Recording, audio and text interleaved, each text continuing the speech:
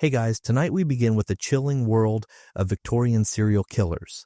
Long before the modern label came into use, Britain was haunted by notorious multiple murderers, criminals dubbed with colorful names like Black Widows, poisonous monsters, and even baby farmers. So before you get comfortable, take a moment to like the video and subscribe, but only if you truly enjoy what I do here. And let me know in the comments where you're tuning in from and what time it is for you. It's always fascinating to see who's joining us from around the world. Now dim the lights and let's ease into tonight's journey together. Welcome everyone to the channel Historian Podcast. We are not going to waste any time. We are going to get right into it with Dr. William Palmer. This first case takes us to the 1850s, earlier in Victoria's reign, and introduces one of the era's most infamous figures. He was dubbed the Rugeley Poisoner, or even the Prince of Poisoners. And this story really shows the Victorian poison panic, and it certainly marks a milestone in terms of forensic science. Palmer was a country doctor from Staffordshire with a polished manner and a vicious, all-consuming gambling habit. He was born into a decent family and received a good education, even apprenticing with a surgeon in Liverpool before qualifying as a doctor. He seemed to have every advantage: a respectable wife, a good position in the community of Rugeley, and the trust of his patients. But beneath that veneer, Palmer was a man consumed by a need for money, driven by his disastrous obsession with horse racing. He borrowed, he forged signatures, and he watched his debts pile higher and higher. Between 1846 and 1855, a suspicious number of people around him died suddenly. It was a truly shocking pattern, but one that went unnoticed for far too long. Historians still debate the true number of his victims. It was only when one victim, a friend named John Parsons Cook, died in agony that authorities finally raised an eyebrow and intervened. Cook had won a horse race and a large sum of money, and he had been celebrating with Palmer at the Talbot Arms Hotel. The celebration was loud, full of drink and boasts, the clinking of glasses and the smell of tobacco smoke filling the small room. Just days later, Cook was dead. His death was excruciating. He described a suffocating tightness in his chest, a metallic taste in his mouth, and then the convulsions began. His body arched backwards in spasms so violent they threatened to snap his spine. His teeth ground together, and his eyes were wide with terror. The feeling of his own muscles betraying him, cramping into rigid knots, must have been unbearable. Palmer, his trusted friend and doctor, was there to treat him, administering pills that only seemed to make the spasms worse. Palmer was put on trial in 1856 for poisoning his friend John Parsons Cook. The secret ingredient was strychnine. During the trial, evidence and testimony entered that Cook was likely not Palmer's only victim. In fact, it was strongly suggested that the more they looked into things, the more bodies they found in Palmer's wake. It was suggested that Palmer had also poisoned his brother, his wife, and even possibly, and this is the worst part, 4 of his young children. All of these deaths had been convenient. His wife's death brought a large insurance payout. His brother's death cleared a debt. His children, perhaps, were just burdens he no longer wished to support. What was the motive? Chiefly, it was money. It usually comes down to that, collecting on life insurance or the erasure of debts. This possibility that a trusted physician and a family man, a pillar of the small Rugeley community, could secretly murder his own relatives for profit was a source of pure horror and fascination to the Victorian public. It seemed to shatter the very foundations of their society, the idea that home and family were a safe refuge. If you could not trust your doctor, who could you trust? Palmer's trial became a media sensation and a test of emerging forensic science. The Times devoted over 50 articles to the case. An illustrated special of the Times was published, complete with drawings of the courtroom drama and even the sights in Rugeley associated with the murders. Crowds packed the courtroom and milled outside for news, desperate for every new gruesome detail. Part of the draw was the novel scientific evidence presented. Chemists performed meticulous analyses to detect strychnine or other poisons in the victim's organs. This was not the simple guesswork of the past. This was science. There was also detailed discussion of the symptoms Cook exhibited, those terrible convulsions before death, which were a strong suggestion of strychnine poisoning. Palmer's defense, and he had a very good one, tried to sow doubt. They implied that the tests were inconclusive or that Cook, a known drinker and gambler himself, might have just died of natural causes or drank himself to death. They argued he had other health problems. But the forensic experts at the time, including a rather trailblazing toxicologist named Alfred Swain Taylor, were persuasive. They explained how the poison worked and why the absence of strychnine residue did not mean that it had not been used. This was a key point. Strychnine can be hard to find after death, by the way, and this is mainly because it is metabolized at a very rapid rate. Palmer, with his medical knowledge, would have known this. He probably thought it made the perfect untraceable weapon. He was wrong. This was cutting-edge science for the time, and the public, well, they were loving every bit of it. The technical medical details of poisoning were followed with rapt interest. Like we said, 50 articles in the Times alone. The Palmer trial thus helped establish the value of toxicological evidence in court, and in the 1850s, that was a relatively new concept. So, as we see, we are already stepping forward into the realm of modern science at this time. It was very exciting for the legal world, and very bad timing for Dr. Palmer. He had counted on the old ways, but new methods were catching up to him. In the end, the jury just took over an hour to convict William Palmer of murder. Lord Chief Justice Campbell, in sentencing him, made a point of specifying where the execution would occur. Using a special law to move the execution site, the judge decreed that Palmer would be hanged in Staffordshire, his home county, rather than in London.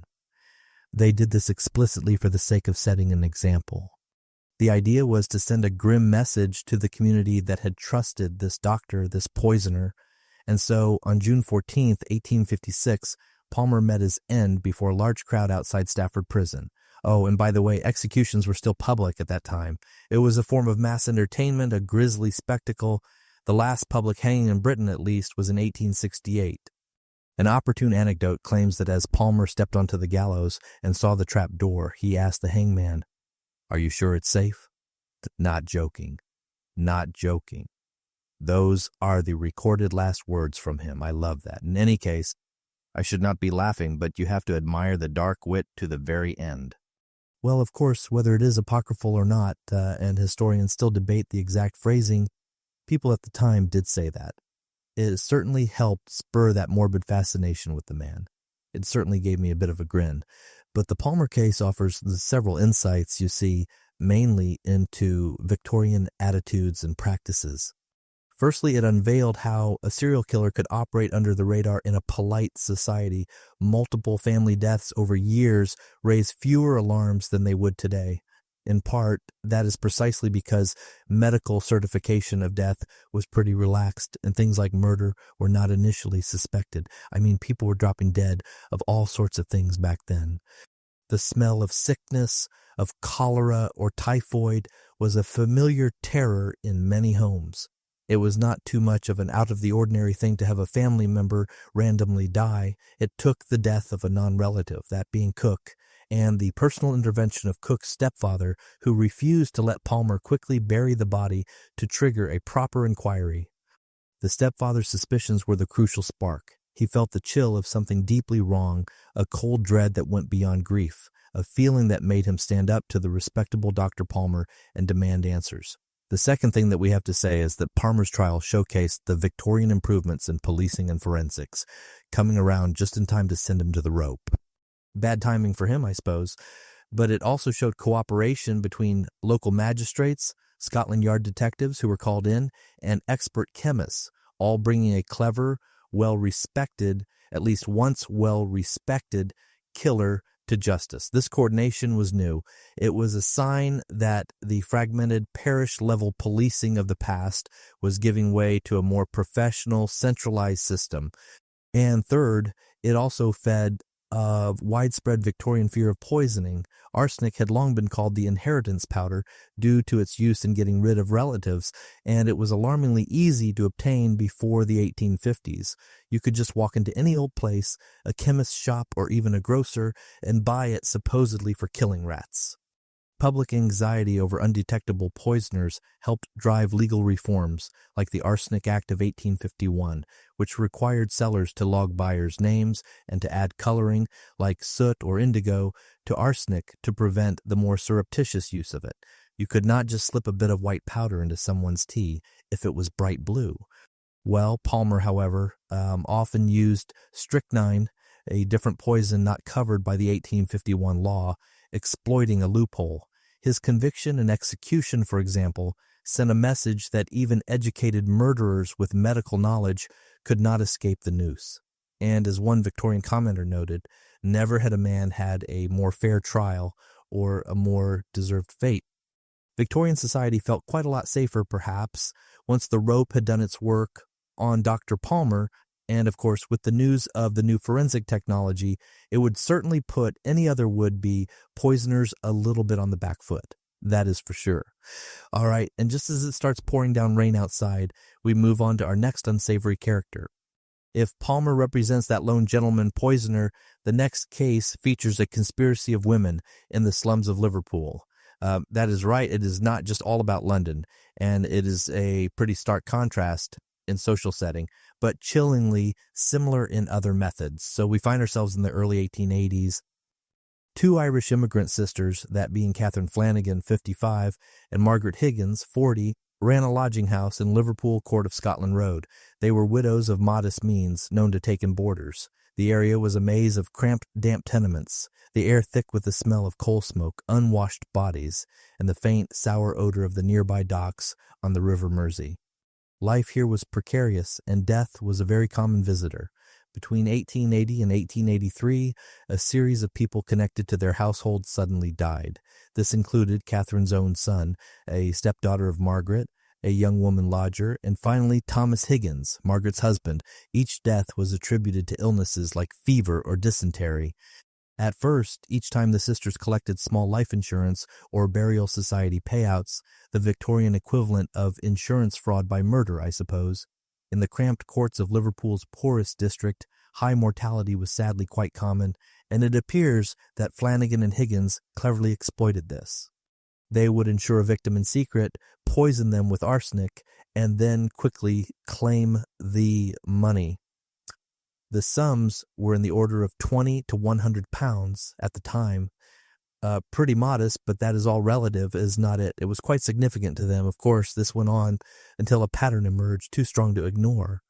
The downfall of the Black Widows of Liverpool, as the press later dubbed them, came after Thomas Higgins' death in 1883. Thomas's brother grew suspicious when he learned that multiple insurance policies had been taken out on Thomas's life with various companies. He also discovered that an insurance doctor had tried to examine Thomas, a requirement for one large policy, only to be rudely turned away by Thomas himself, who knew exactly nothing about the policy, and said he did not need life insurance.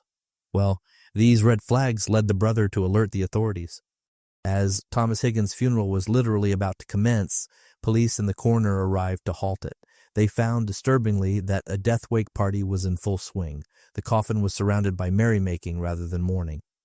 Imagine the scene, the small room thick with the smell of cheap gin and pipe tobacco, loud chatter and laughter echoing off the walls, all centered around the open casket. Catherine Flanagan actually tried to flee out the back door when the officials came in. The body was sent for autopsy, and the results were decisive. Thomas had died from arsenic poisoning. There was nothing else for it. Investigators then ordered the exhumation of the earlier deceased from the sisters' household. The corpses of Catherine's son, Margaret's stepdaughter, and the teenage lodger were dug up. The heavy, damp earth gave way, and the bodies, though decomposed, told their story. They all showed fatal quantities of arsenic, too. Furthermore, a search of the premises turned up arsenic-laced fry pans and traces of arsenic in the sisters' clothing and belongings. Well, you cannot get better evidence than that, can you? Truly caught red-handed. Now, arsenic, as it turns out, was indeed the murder weapon, and the sisters would obtain arsenic by soaking fly papers, which were saturated with arsenic to kill flies. They would do this in water and then administer the arsenic solution to the victims. The feeling of those sticky, chemically laden papers, peeling them apart and dropping them into a cup of tea must have been a chillingly domestic act. They did not go out and buy the arsenic because if they did, well, they would have to put their names down, would not they, as we mentioned. So they had to get it by the roundabout method. Of course, this method was well known in Victorian crime lore. Indeed, another famous case in 1889, Florence Maybrick, a Liverpool socialite accused of poisoning her husband, involved a similar flypaper trick. Flanagan and Higgins were arrested. They were charged, though notably, prosecutors, despite the evidence, chose to charge them with only one murder, that of Thomas Higgins. They were doing this to simplify the trial. It was pretty common then to try serial poisoners on a single sample case where evidence was the strongest. The trial at Liverpool St. George's Hall in February of 1884 lasted 3 days and ended with a guilty verdict after just 40 minutes of jury deliberation. The sisters were sentenced to death. On March 3, 1884, they were hanged side by side at Kirkdale Jail in Liverpool, each sister simultaneously dropping to her fate when the trap door opened. The Liverpool poison conspiracy created quite a sensation, not just locally, but nationally. The notion of working-class women operating a cold-blooded murder ring for a little bit of insurance money was pretty shocking. Newspapers called them the Borgia Sisters of the Slums, invoking Renaissance poisoners and Black Widow stereotypes. It soon emerged that Catherine Flanagan, once caught, attempted to save herself by turning informer. She offered to list additional murders and accomplices in exchange for leniency. She provided the names of other women in the community that she claimed were involved in similar insurance poison plots. She named purported fellow poisoners and even complicit insurance agents who helped arrange the payouts. How deep does it go? However, the authorities were reluctant to credit the words of a convicted murderer seeking a deal. Ultimately, no further prosecutions were made. This raises quite an interesting question. Historians still debate whether there were indeed more burial club killers operating in Victorian cities. Some have suspected that the Liverpool case was the tip of an iceberg for unscrupulous individuals, often women, who could more easily buy arsenic without suspicion if they claimed it was for killing rats or flies, exploited that new life insurance system among the poor. The insurance companies offering small payouts for funerals and such unintentionally created a deadly incentive. It took cases like Flanagan and Higgins to spur greater oversight. Contemporaneous with Palmer, but only brought to justice in the 1870s, another often cited criminal by criminologists is Mary Ann Cotton. They say that she is Britain's first convicted female serial killer, but her case was long less famous than it perhaps deserved, overshadowed by later killers. But new scholarship has revived interest in her extraordinary crime spree. You see, Cotton was a coal miner's wife from County Durham who, over a span of roughly 20 years, lost an alarming number of family members due to gastric fever. Now, these included 3 husbands, a lover, her own mother, and at least 11 of her children or stepchildren. The sheer number is numbing. Historians still debate the true final count, with some estimates rising as high as 21 victims. In total, it is suspected that she poisoned all of them with arsenic. Her motive was mainly for the insurance payouts again, or just to alleviate her financial burdens. It always comes back to the money, does it not? Well, in the era before robust public welfare, marrying and then burying husbands was, as twisted as it sounds, a main source of income for her. She would insure a spouse or child via a so-called burial society, which paid for funeral costs and a small sum to the survivors. And then she would start administering arsenic, probably in small cumulative doses. A little something bitter in a cup of tea, masked by sugar, a foulness in the oatmeal that made the stomach cramp. The victim would feel a burning in their throat, a terrible cramping pain in their stomach, followed by days of vomiting and diarrhea. The feeling of exhaustion would have been absolute, a bone-deep weariness as their body wasted away, their skin growing cold and clammy. And all the while, Mary Ann would be there, playing the part of the grieving, dutiful wife or mother, wiping their brow with a damp cloth that smelled faintly of lye soap and sickness. After the inevitable death, she would collect the money, and the doctor, seeing only the violent stomach illness, would write the death off as gastric illness or dysentery. Now remember, doctors, they could only do so much. They were not toxicologists. They were not trained in this. So we cannot really put the blame on them. In any case, arsenic poisoning does mimic stomach diseases, symptoms like vomiting, diarrhea, abdominal pain, which made it a favorite murder weapon for those with the intent. For many years, Mary Ann Cotton evaded serious suspicion.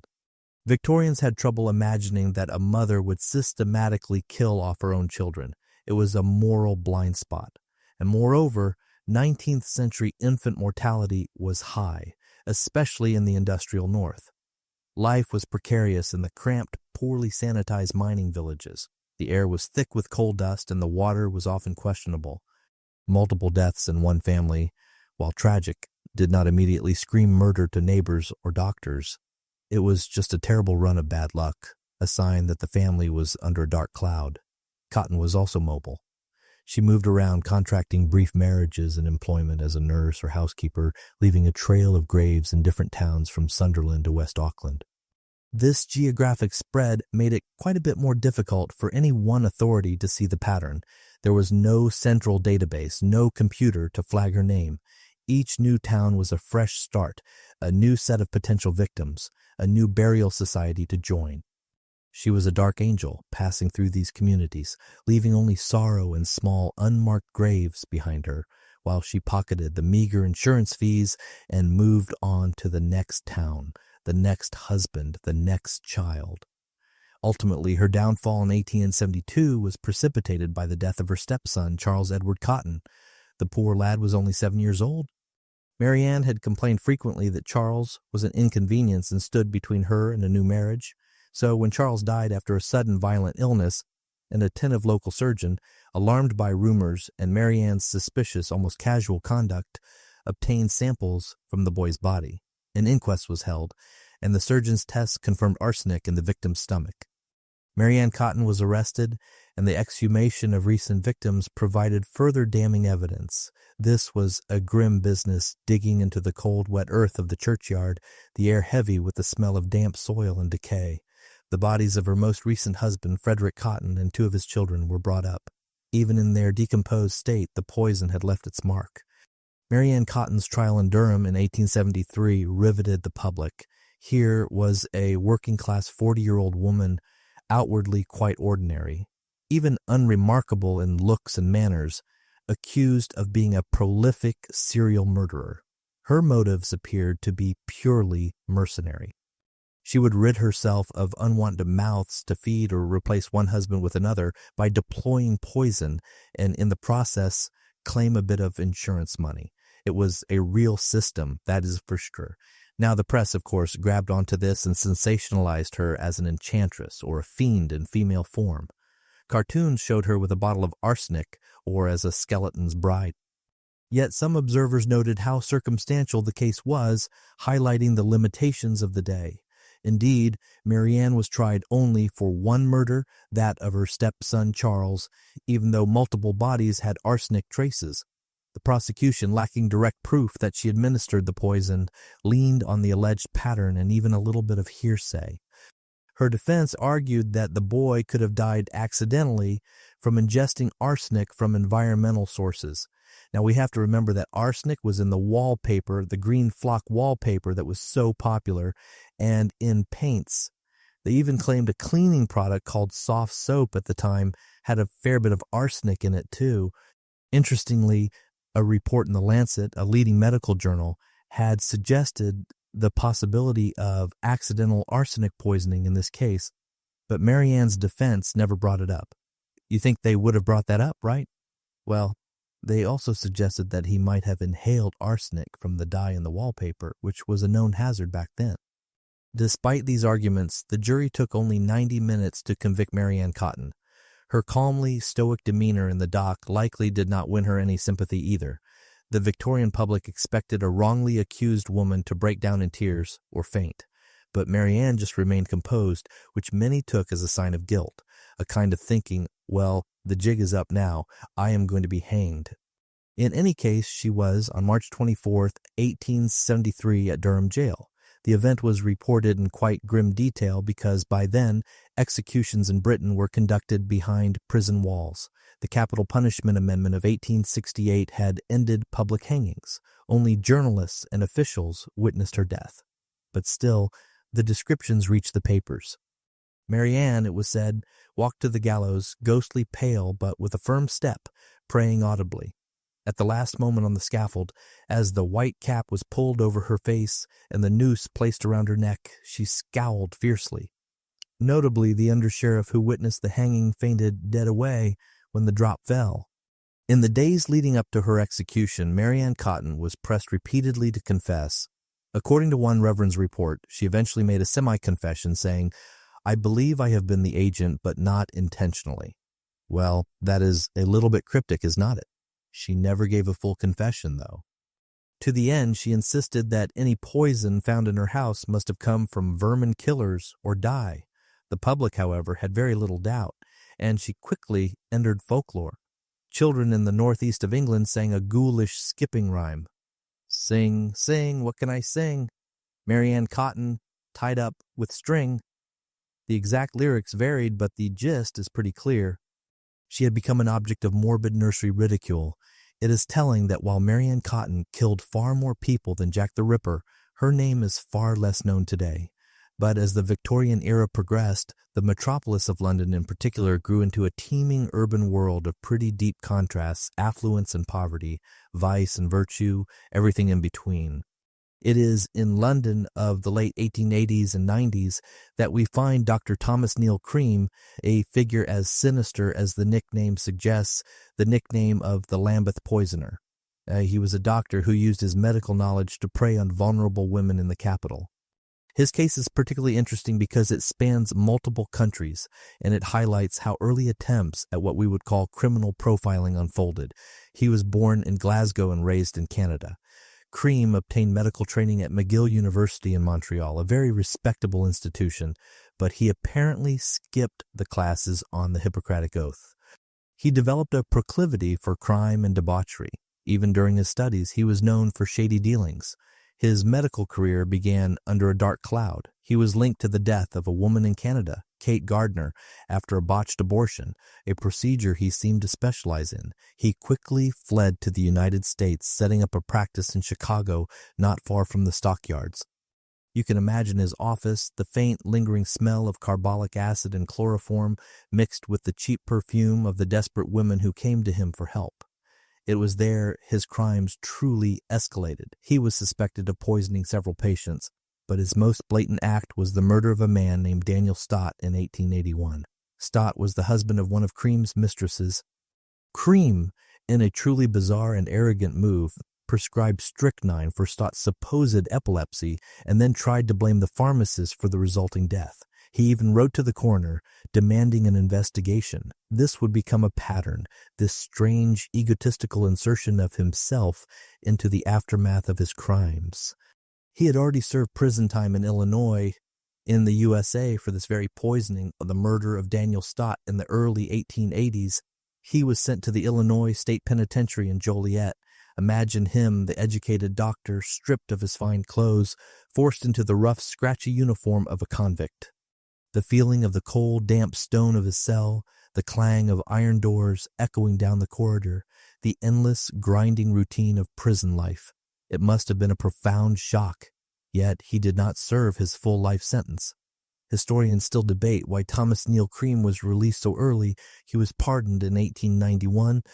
Some argue it was for good behavior, while others strongly suspect his wealthy family back in Canada pulled strings, or more likely, paid a significant bribe to Illinois officials. It would not be the first time money made a murder conviction disappear. In any case, in 1891, after his release, he came to London, settling in the Lambeth area, which at that time was a run-down, dingy old place south of the Thames, rife with night workers. He arrived with a small fortune, an inheritance he had received while in prison. He was a man with money, medical credentials, and a deep, dark compulsion. There, between the autumn of 1891 and the spring of 1892, women started dying in Lambeth and the Southwark districts under mysterious circumstances. Most were women who worked in those nightly professions, women who were easy to overlook, women's society preferred not to see. Cream encountered them on the gaslit streets, in the pubs, on the bridges. The hiss of the gas lamps, the damp fog rolling off the river, the rattle of a late-night carriage on the cobblestones. This was his new hunting ground. He would ingratiate himself as a doctor, a kind gentleman offering a drink, or perhaps some medicine. He sometimes offered pills or potions supposedly for ailments and things like that, or perhaps to help them with their complexion. But in fact, these pills contained lethal doses of strychnine. Remember strychnine from the Palmer case. It was back. At least 4 women, Ellen Donworth, Matilda Clover, Alice Marsh, and Emma Shrevell, died after crossing paths with Dr. Cream in London. Their deaths were agonizing, just like John Cook's. They died in their own rented rooms, their bodies arching in those terrible convulsions, their landladies and friends watching in horror, completely powerless to help. Well, because these victims were of a marginalized class, the deaths might not have been connected, if not for Cream's bizarre behavior. He had a habit of attempting to frame others and extort money in the aftermath of the murders. It was an astonishing display of hubris, a need to be part of the drama he had created. Once again, follow the money. It always comes down to greed, but with Cream, there was a thick layer of malignant ego on top. For example, after Matilda Clover's death, he wrote letters to a prominent physician in London, a Dr. Broadbent, accusing him of poisoning her and demanding cash to keep quiet. The physician was, quite understandably, very confused. He had never heard of the woman at all, and thus he turned the letters over to police.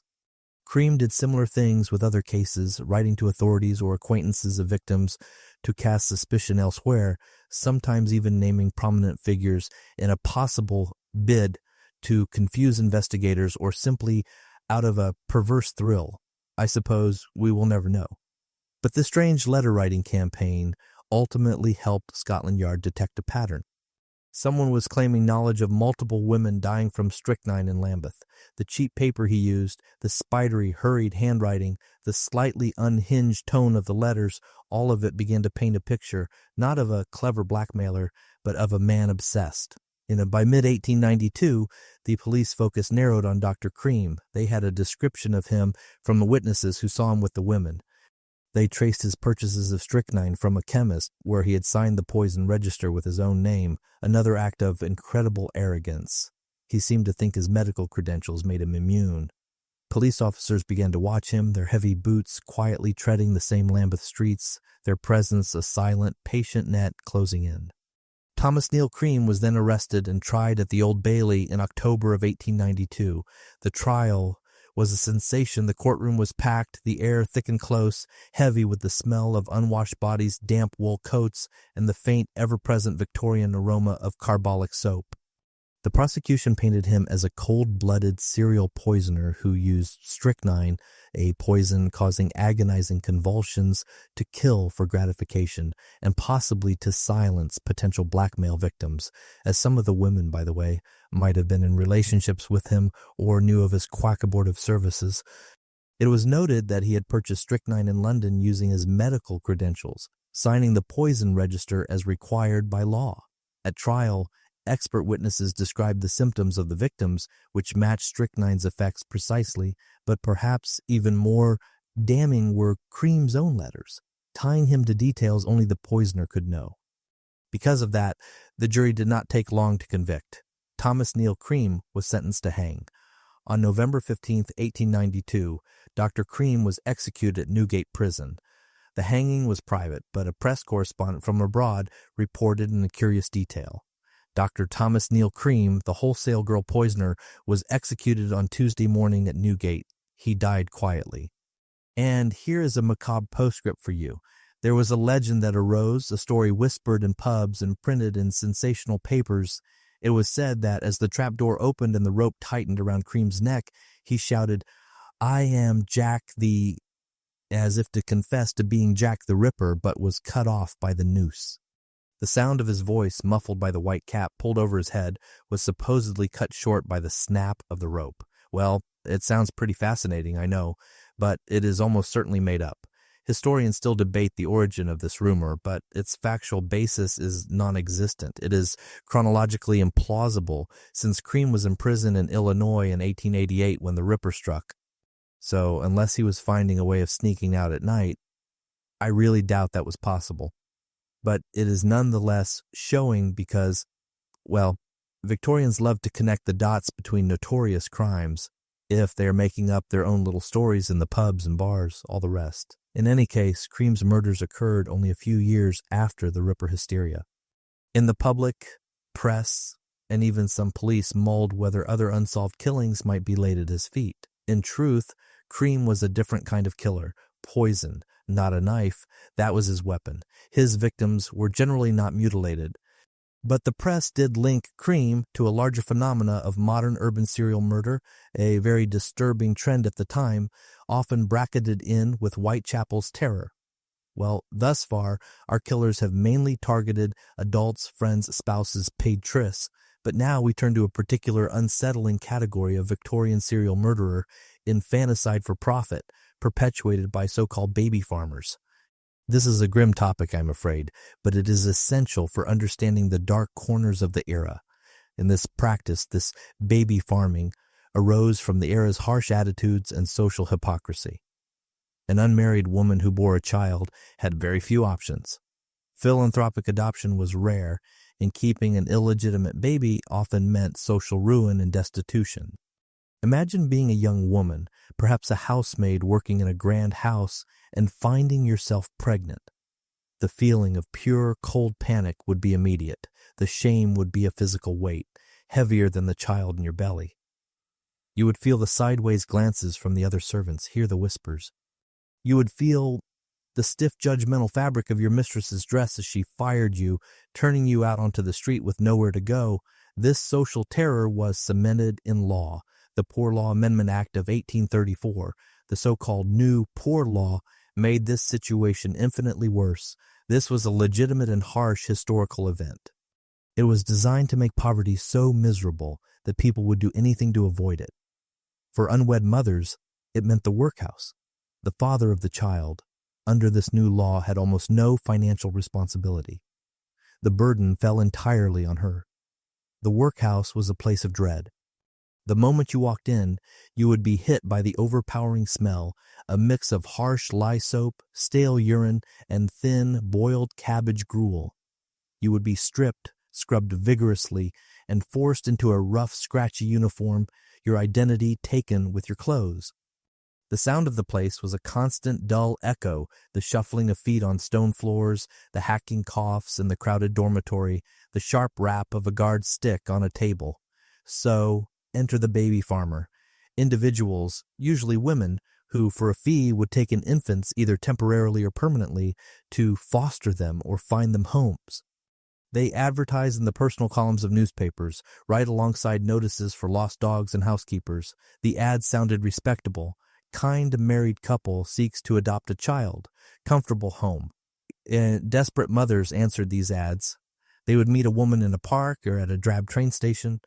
They would pay a lump sum, perhaps 5 or 10 pounds, a significant amount for a poor woman, but a seemingly small price to escape the workhouse. Imagine that meeting, the mother, heart-pounding, handing over her own baby, a tiny warm bundle smelling of milk and newness. She would push the few precious coins into the baby farmer's hand, feeling the cold metal against her own skin. Then she would watch the woman walk away, the baby disappearing into the crowd, leaving her with an aching, empty feeling in her arms and a future that was just as empty. In principle, it sounded benevolent, but in practice, it was ripe for abuse. Many baby farmers simply neglected the infants, letting them pass for malnutrition. This was known as angel making, a truly chilling and odd euphemism. A common tool of neglect was Godfrey's cordial or other laudanum-based soothing syrups. These opium mixtures were cheap, legal, and sold everywhere. The babies would be drugged into a constant quiet stupor. They would not cry. They would not feed. They would just slip away, their breathing growing shallow, their skin cold to the touch. Historians still debate just how widespread this truly was. Was it a few monstrous individuals, or was it a systemic cottage industry of death operating in the shadows of every major city? The records are scant, as the victims were often illegitimate and unregistered. For some, neglect was, too slow.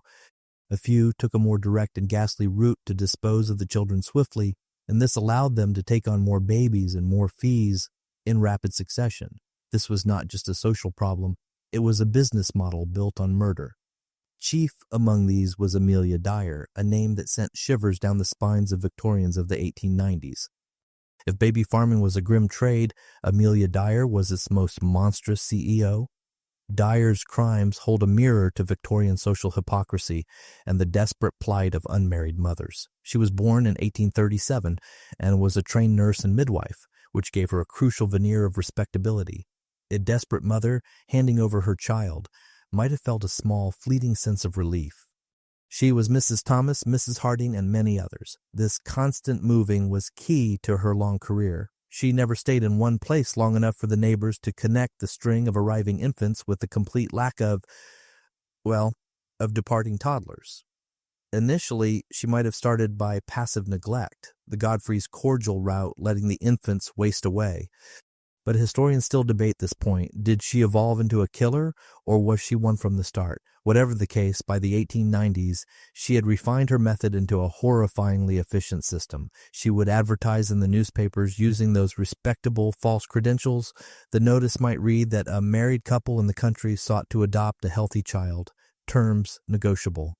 Desperate mothers answered these ads. They paid Amelia Dyer a lump sum, perhaps 5 or 10 pounds, and entrusted their infants over to her. Dyer would take the children, and within a matter of days or even hours, they would be gone. She would dispose of them. Her favorite method, her grim signature, was strangulation with white tape.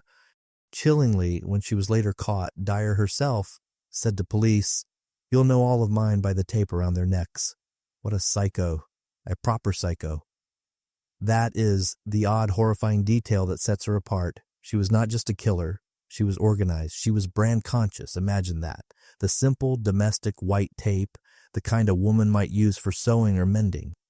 The feeling of it, smooth and slightly stiff, being unspooled from a roll. She would wrap it twice around the child's tiny neck and pull it tight, a quick, silent, and appallingly personal act. She was a nurse. She knew anatomy. She knew exactly how to do it. The rooms she rented must have been places of profound cold dread, not nurseries but way stations. The air would be heavy with a strange, sour smell, a mixture of stale milk, carbolic, and the unmistakable faint odor of decomposition, hastily covered. The case broke open in 1896, but for nearly 30 years she had practiced her trade. Investigators suspected that over the previous decades, Amelia Dyer might have killed upwards of 50, perhaps even hundreds, a truly staggering toll.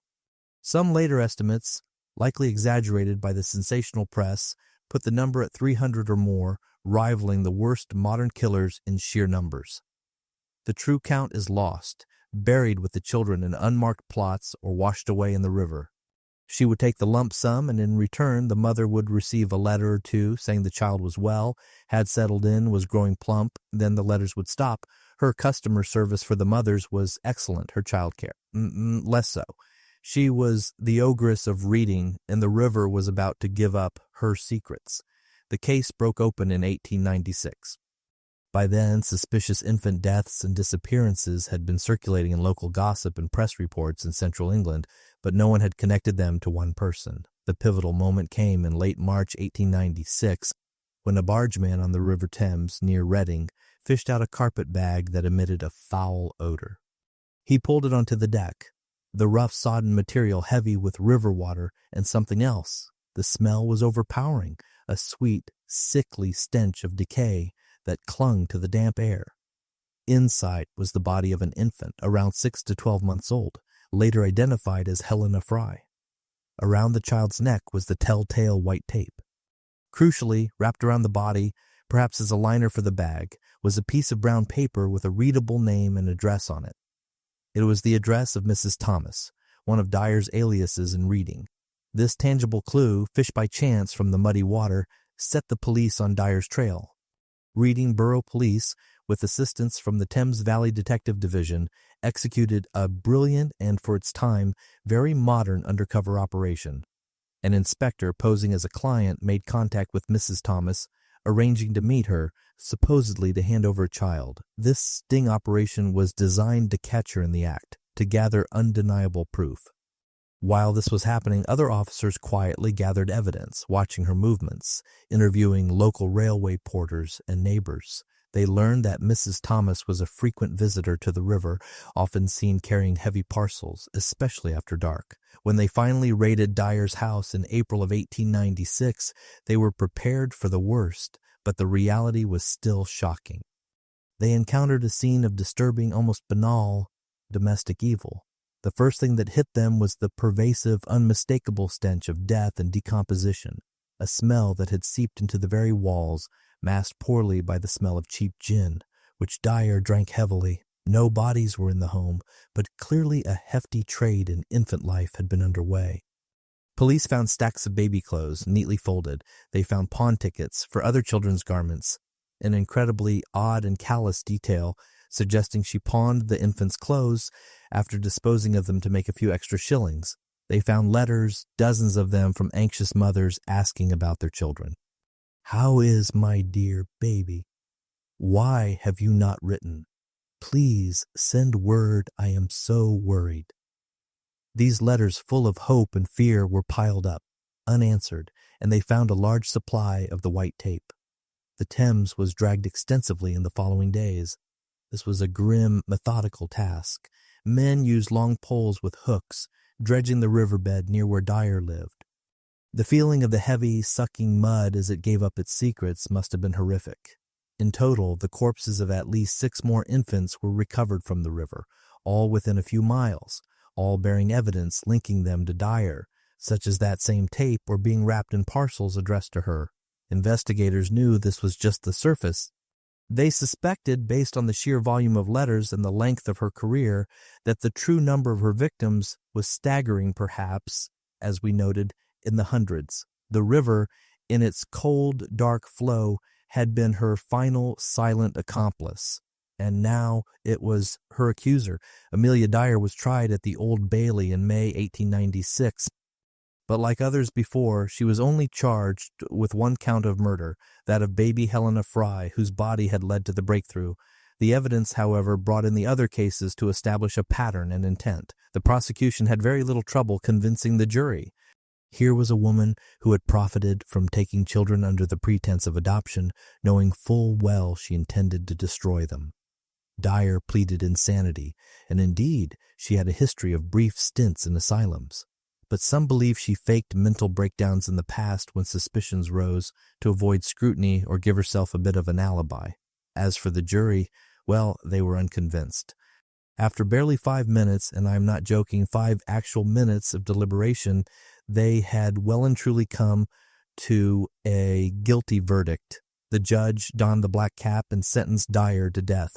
On June 10, 1896, Amelia Dyer, at 58 years old, was hanged at Newgate Prison. She thus became the oldest woman executed in Britain in the 19th century. Fittingly, for such a heinous criminal, no mercy was given.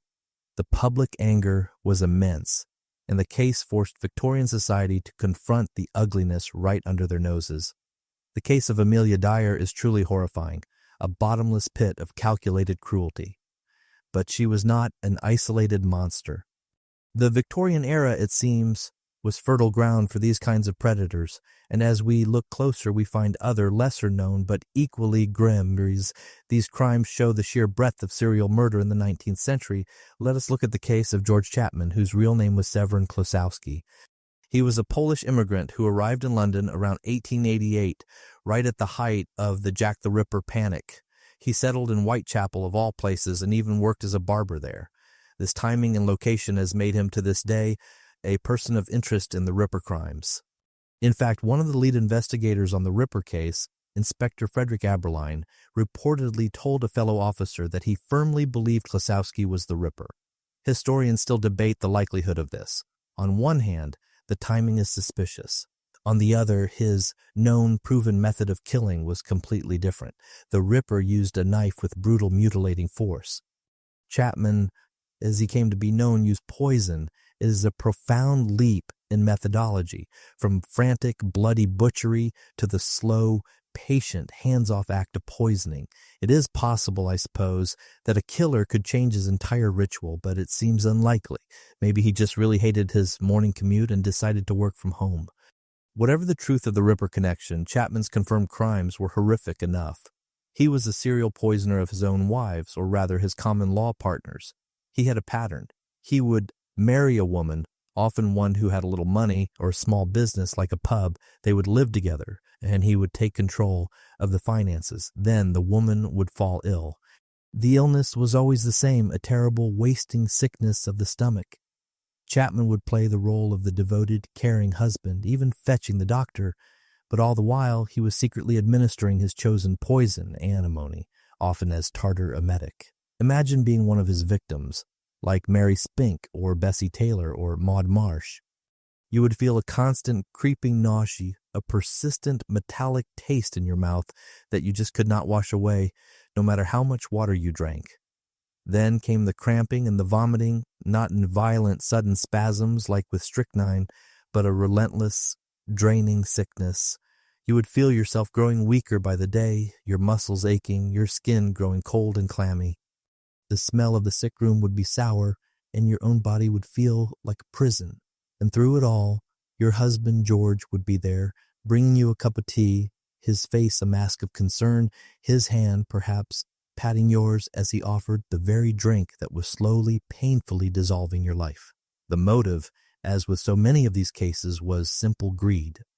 When one wife died, he would collect what money there was, mourn for a respectable, if brief, period, and then find another.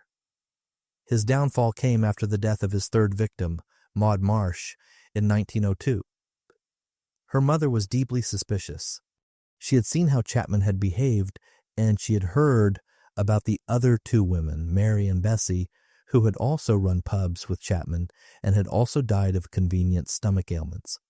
She alerted the police, and this time the authorities listened. Exhumations were ordered for Mary Spink and Bessie Taylor. This was the age of advancing forensic science, just as we saw with William Palmer. Toxicologists, now with even more refined methods, examined the remains. They found what they were looking for: significant fatal quantities of antimony in the tissues of all three women. George Chapman was arrested and tried at the Old Bailey in 1903. The evidence, a pattern of 3 dead wives, all with the same symptoms and the same poison in their bodies, was overwhelming. He was convicted and hanged. His case shows that the poisoner archetype was not just the respectable doctor like Palmer or the working-class Black Widows of Liverpool. It could also be the immigrant small businessman, the seemingly ordinary pub landlord, hiding a cold, methodical greed behind a veneer of charm. But of course, for every one of these cunning poisoners and calculating baby farmers, there were the men trying to catch them. We have to shift our focus now from the monsters to the hunters. The Victorian era did not just invent new kinds of killers, it also invented the professional detective. This was a time of immense challenge for law enforcement. The police force itself was still a relatively new concept. Sir Robert Peel's Peelers, the London Metropolitan Police, had only been founded in 1829. Many people, especially the poor, still distrusted them, seeing them as an arm of an oppressive state rather than protectors. In the slums of Whitechapel or the courts of Liverpool, a uniformed copper was often a target of ridicule or outright hostility. Getting witnesses to talk, to trust the police, was a monumental task. The feeling of walking that beat must have been one of constant, low-level tension. The officer, with his heavy wool uniform, stuffy in summer and damp in winter, his feet aching on the hard cobblestones, would feel the eyes on him, hear the whispers stop as he approached, and smell the suspicion in the air, which was already thick with coal smoke, boiled cabbage, and unemptied privies.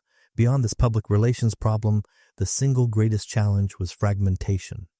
There was no single national police force. Every city, every county had its own separate constabulary, and they did not always talk to each other. Mary Ann Cotton, as we remember, got away with her crimes for so long precisely because she was mobile. She left a trail of graves in different towns, and no one in West Auckland had the records from Sunderland. There was no central database, no national register, no computer to flag a name that kept popping up on death certificates. A killer's greatest weapon was not poison or a knife. It was a cheap train ticket. This is where the detective comes in.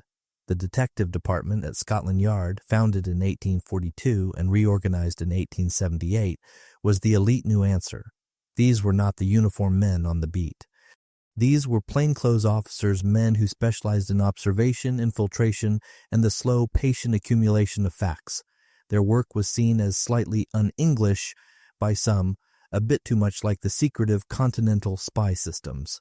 But they were effective. Their primary tool was not a magnifying glass, despite what Mr. Holmes might have you believe. It was the notebook. This sounds so basic, but it was revolutionary. Detectives like Inspector Frederick Smith, who worked the Cream case, or the reading officers who caught Amelia Dyer, were meticulous note-takers. They would sit in their drafty offices, the air smelling of stale pipe tobacco, ink and damp paper, and they would write. They wrote down witness statements. They wrote down descriptions. They wrote down timelines. They wrote down the names from pawn tickets and the addresses on letters. This painstaking paperwork was what allowed them to see patterns. It was by comparing notes that the police in the Dyer case realized the Mrs. Thomas in the paper was the same woman seen posting parcels. It was by tracking notes in the poison registers that they cornered Dr. Cream. Historians still debate the true effectiveness of these early detectives, of course. For every case they solved, like Palmer or Chapman, there was a spectacular failure, like the unsolved Ripper murders. But they were learning, and they had a new, powerful ally, the electric telegraph. This was the Victorian internet. For the first time, a police force in Reading could tap out a message, the dots and dashes clicking rapidly in the quiet telegraph office, and within minutes a description of Amelia Dyer would be in the hands of the police in London, Bristol, and every major city. The world was shrinking, and the old-fashioned, fragmented system that had protected killers like Marianne Cotton was finally starting to link together. This communication, combined with the new gumshoe techniques, made all the difference. Look at the Dyer case. That was not a lucky break. That was a sophisticated modern police operation. They did not just barge in. They ran a sting, remember? They used an undercover officer to pose as a client. They conducted surveillance. They gathered intelligence from railway porters and neighbors. They built a rock-solid case before they ever knocked on her door. This was a world away from the bumbling parish constable of the past. These were professionals. And they were just in time because the killers were getting more numerous, or perhaps just getting caught more often. This new cooperation between police forces was one part of the solution, but science was fighting back on another front. We have talked a lot about toxicology, the legacy of Dr. Palmer and Dr. Chapman, but that was just the beginning. The biggest challenge after what happened was who did it. And in a massive, teeming city like London, where millions of people lived in crowded anonymity, telling one person from another was a detective's nightmare. You arrested a man for theft, he gave a false name, he served his time, and he was released only to be arrested in another part of the city under a new name, and the police were none the wiser. They had no way to link the two. This is where a very strange, very meticulous Frenchman named Alphonse Bertillon came in. He was a clerk in the Paris Police Records Office, and he was driven mad by the chaos. He proposed a new scientific system to identify criminals. It was called anthropometry, or simply Bertillonage. This was a legitimate, groundbreaking historical event, the first real system of biometric identification. It was also, quite frankly, a bit bonkers. The system was based on the idea that certain key bone measurements in an adult remained fixed. Bertillon identified 11 of them, so when a criminal was arrested, they were subjected to a bizarre and intimate measuring ritual. Imagine being that prisoner, brought into a brightly lit room that smelled of ink and old paper. You would be told to sit, stand, hold out your arms. An officer with a dispassionate expression would come at you with a set of cold metal calipers. You would feel the icy metal sliding across your scalp as he measured the circumference of your head, then the width of your head, then the length of your left middle finger, then your left foot, then your entire arm span. It was like being assessed by a very, very judgmental tailor who was not planning to make you a suit. All these numbers, 11 of them, were written down on a card, along with a new invention, the mug-shot photograph. One front, one profile. This card was then filed.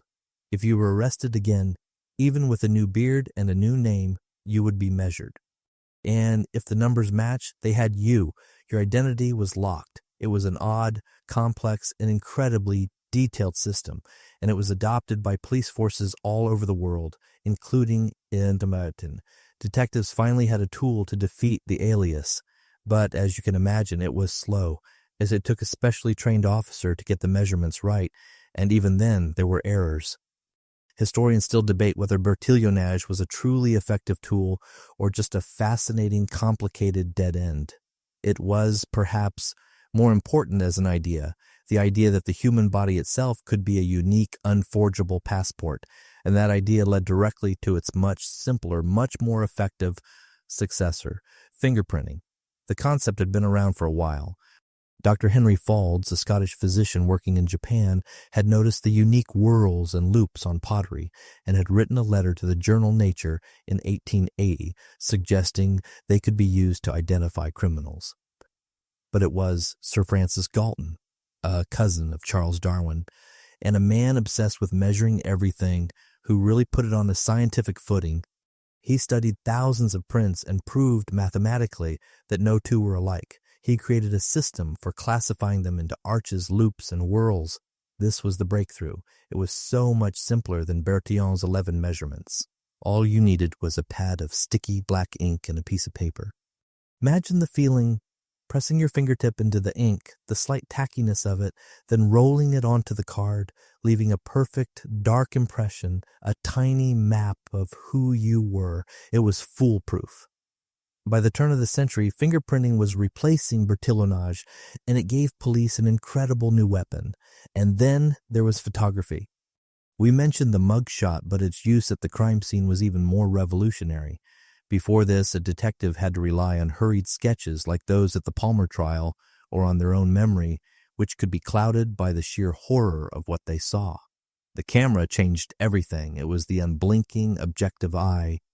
When police raided Amelia Dyer's home, they did not just take notes, they took photographs. The resulting images were stark and chilling. They did not just show a room, they showed the evidence. They documented the pile of baby clothes, the letters, the wrapping paper, all in cold, hard black and white. When the flash powder went off, it would fill the room with a sudden blinding light and a cloud of sharp, acrid smoke, burning the image onto the glass plate forever. This photograph could be shown to a jury. It was a window back in time, a piece of the crime scene brought right into the courtroom. Science was not just helping to catch the killers, it was helping to convict them. These new scientific tools and detective methods were impressive, but they were not happening in a vacuum. The public was not just sitting by, waiting for a verdict. They were consuming every detail, every rumor, every gruesome morsel of these cases. And they were doing it through a new, powerful, and utterly ravenous machine, the modern press. The Victorian era saw the birth of the mass media. Technologies like the steam-powered printing press meant newspapers could be produced in vast, cheap quantities. And after the 1850s, the taxes on knowledge, those heavy stamp duties on newspapers, were repealed. This meant that for the first time a working-class man or woman could afford to buy a daily paper for a penny. And what sold papers, you ask? Well, not gardening tips. It was murder. It was scandal. It was the detailed, salacious reporting of the very crimes we have been discussing. When Dr. Palmer was on trial, remember, the Times devoted over 50 articles to the case. This was not just a legal proceeding, it was a national entertainment. Imagine the press room of a London newspaper in the 1880s. The air would be incredibly hot, thick with the metallic, oily smell of the hot lead used for typesetting and the sharp chemical tang of the ink. The floor would vibrate constantly from the thundering, relentless rhythm of the giant steam presses in the basement, a sound so loud it was more of a feeling in your chest than a noise you heard. Reporters, smelling of stale tobacco and sweat, would be scrambling, shouting, handing scribbled, ink-stained notes to the typesetters, racing to be the first to get the latest testimony from the Old Bailey onto the streets. This was not a gentle, considered process. It was a factory for sensation, and then there were the illustrations. Publications like the Illustrated Police News became notorious. Since cameras were not allowed in courtrooms, these papers employed artists to sit in the gallery and sketch the scenes. This was an odd and very subjective detail. These artists were not just recording, they were interpreting. They would draw Mary Ann Cotton looking cold and demonic. They would sketch Dr. Cream with a sinister glint in his eye. They were looking for the mark of Cain. And on a Saturday, a working man, his hands still black with coal dust, might spend his penny on one of these papers and stare at the graphic, lurid woodcut illustrations. He would see a drawing of a body being pulled from the Thames, or a speculative, horrifying image of a murder in progress, or the final, grim depiction of the killer standing on the gallows, the noose around their neck. The paper itself would feel cheap and pulpy in his hands, but the images were powerful, and they shaped what everyone thought. This hunger for dark stories also bled into fiction, creating the infamous penny dreadful. These were cheap serialized pamphlets, published weekly, costing just 1 penny. They were the television, the comic books, and the horror movies of their day, all rolled into one. A young factory worker might read one by the feeble, flickering light of a single candle, huddled in a cold attic room.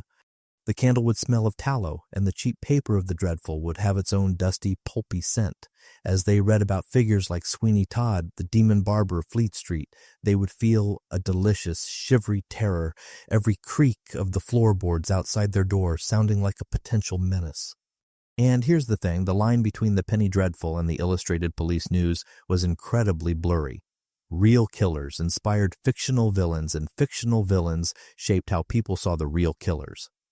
Journalists started writing about Dr. Palmer as the Prince of Poisoners, a title that sounds like it was ripped straight from a Dreadfuls cover. They called Amelia Dyer the Ogress of Reading.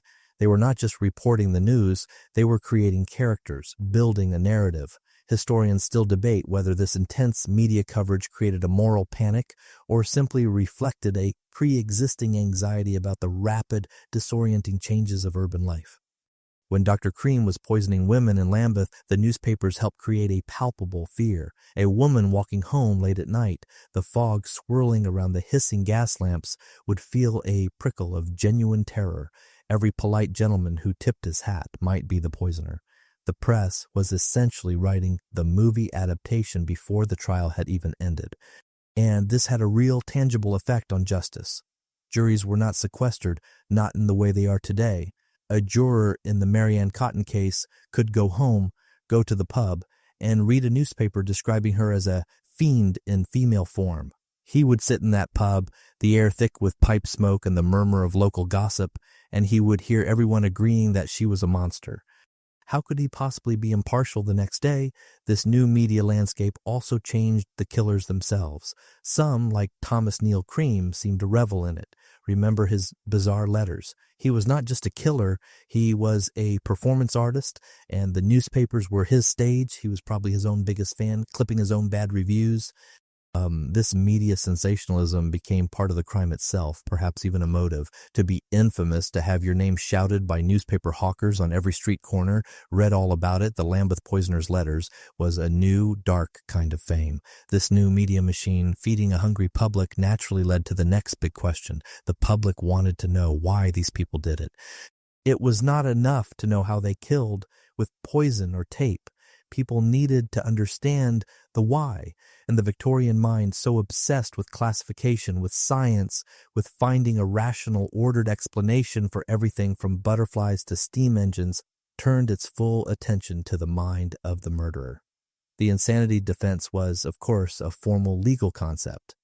The Monckton Rules, established in 1843 after a man named Daniel M. Monckton tried to assassinate the Prime Minister, were the legitimate legal test for insanity.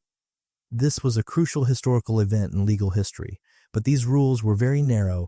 They boiled down to a simple, dry question. Did the accused know at the very moment of the act that what they were doing was wrong? This legal dryness was deeply unsatisfying to the public. It did not explain the sheer monstrosity of an Amelia Dyer or the cold, repetitive greed of a Marianne Cotton. The public wanted a physical reason for evil, something they could see and measure. This is where pseudoscience bloomed in the gaslight. The first and most popular of these was phrenology. This is the odd and now completely debunked theory that you could read a person's entire character from the lumps and bumps on their skull. Phrenologists, or professors of this science, were in high demand. Imagine a prisoner, perhaps even Dr. Palmer himself, being examined. A man with an air of great seriousness would run his cool, dry fingers over the prisoner's shaved scalp. He would press and probe, his fingers tracing the bone. The feeling of that clinical, impersonal touch, measuring your soul, must have been profoundly strange. He would be feeling for the bump of destructiveness or the organ of acquisitiveness, which Palmer would have had in spades. He would then consult his charts, those detailed, grimly fascinating maps of a human skull, divided into regions for benevolence, amativeness, and secretiveness.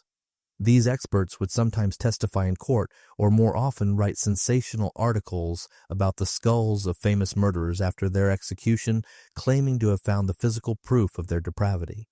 This desire for a physical marker of evil soon evolved into a more scientific theory, that of the criminal type. Its chief proponent was an Italian criminologist named Cesare Lombroso. His theory of the born criminal, or atavism, took Victorian Europe by storm. Lombroso argued that criminals were not made by poverty or circumstance, but were born. They were throwbacks, evolutionary regressions. They were, in his words, savages living in modern society.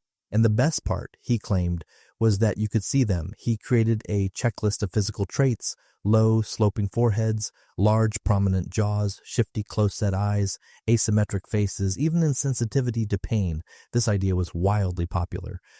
Imagine a stuffy public lecture hall, the air thick and warm, smelling of damp wool coats, gaslight fumes, and the faint, sweet scent of perfume. The sound of the lecturer's voice would be a confident drone, amplified by the rapt silence. He would have a long wooden pointer tapping on a magic lantern slide, a projection of a face, perhaps a mugshot of George Chapman.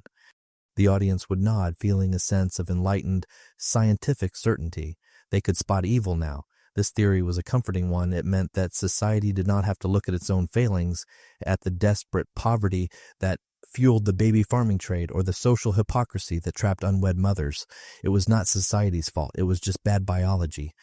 It fed into every prejudice of the day against the poor, the Irish, or immigrants like Klosowski. This created a strange paradox in the legal debates over guilt.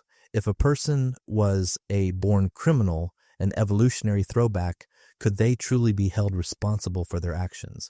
Were they not just a faulty machine? The courts, for the most part, stuck to the cold, hard Monactan rules.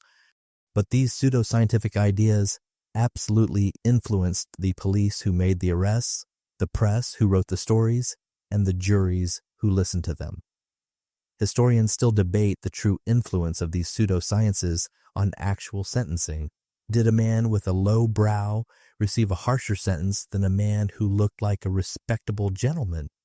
It is very hard to prove, but it certainly did not help his case. These theories, phrenology and atavism, were the Victorian attempt to use science to solve the profound mystery of moral evil. It was a flawed, often deeply prejudiced, and ultimately failed attempt. But it was a first step, a fumbling in the dark towards the modern fields of criminology and psychology. They were at least finally asking why, and so our journey through the fog and gaslight, through the dark and quiet houses of Victorian Britain, comes to an end. We have walked with the respectable Dr. Palmer, his pockets full of strychnine, and sat in the damp Liverpool tenement with the sisters Flanagan, their deadly flypapers soaking in a cup. We have traced the cold, mobile career of Mary Ann Cotton, and we have stood at the edge of the dark Thames as it gave up the small, terrible secrets of Amelia Dyer. We have seen how the new professional detective, with his notebook and his telegraph, began to fight back, aided by the cold, precise eye of science, with his toxicologist and his fingerprint cards. We saw how the press turned these tragedies into a new kind of entertainment, and how a new, flawed science tried to map the very shape of evil. And these stories are grim, but they are more than just morbid tales. They are a window into a world that was struggling with immense, rapid change. A society caught between an old world of superstition and a new world of science. It was a time when death was common, but methodical murder for profit or pleasure was a new and modern horror. And now the time has come to dim those gaslights for good. The files on these old sad cases are closed. The sounds of the courtroom have faded. The clamor of the press has grown quiet. All that is left is the silence and the long, slow passage of history. The night is here, and it is time for rest. Let the darkness be a comfort, a blanket to wrap yourself in, and let these troubled ghosts fade away. Good night. Good night.